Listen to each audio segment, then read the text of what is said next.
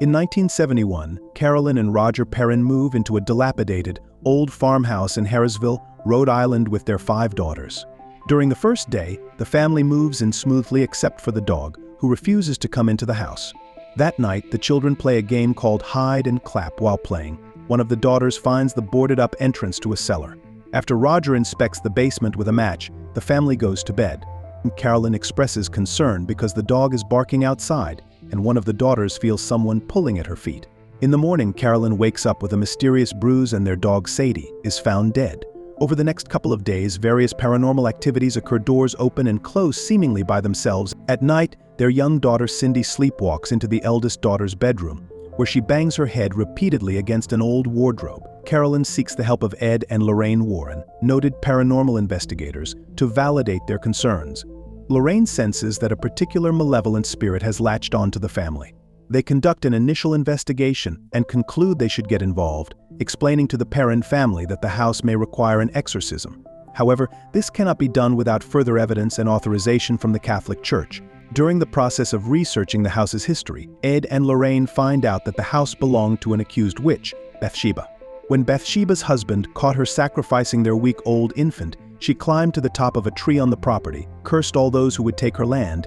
Ed and Lorraine returned to the house with a police officer and another paranormal investigator, Drew. They set up thermal cameras and alarm systems throughout the house in an attempt to prove the spirit of Bathsheba is inhabiting the house and receive authorization from the Catholic Church. For the first night, nothing happens, and the clocks do not stop at 3:07 a.m. The next day, they all eat breakfast together, and Roger Perrin thanks Ed Warren for doing what they can to help. Ed explains that with every exorcism they do, a little piece of his wife Lorraine is taken, but he promises they will do what they can to help them. During another night of investigation, nothing seems to happen until nightfall, when Cindy begins to sleepwalk again. While walking upstairs, thermal cameras observe a temperature drop around her as she enters into the wardrobe. The others force their way into the room and find a secret passage behind the wardrobe. After Cindy is taken out, Lorraine enters the wardrobe and falls through the floorboards down into the cellar. There, she sees the spirits of people whom Bathsheba has possessed and realizes Bathsheba's purpose to possess mothers and use them to kill their children. After Lorraine escapes the cellar, she and Ed take their evidence to Father Gordon to organize an exorcism while the Perrin family takes refuge at a hotel. Their relief is interrupted when Carolyn suddenly drives back to the house with 2 of the daughters. Ed and Lorraine rush to the house, where they find Roger and the police officer struggling with Carolyn as she tries to stab one of her daughters with a pair of scissors. Ed suggests they call the priest, but Lorraine reminds him that the priest is too far away, forcing Ed to perform the exorcism himself. While the others hold the tormented Carolyn down, suddenly her chair flips over end and she is held upside down. Ed yells for the demon to put her down, and after a few tense moments, she is released onto the ground. Ed rushes over to Carolyn and tells the demon to leave her body. Carolyn slowly turns to Ed and says she's already gone.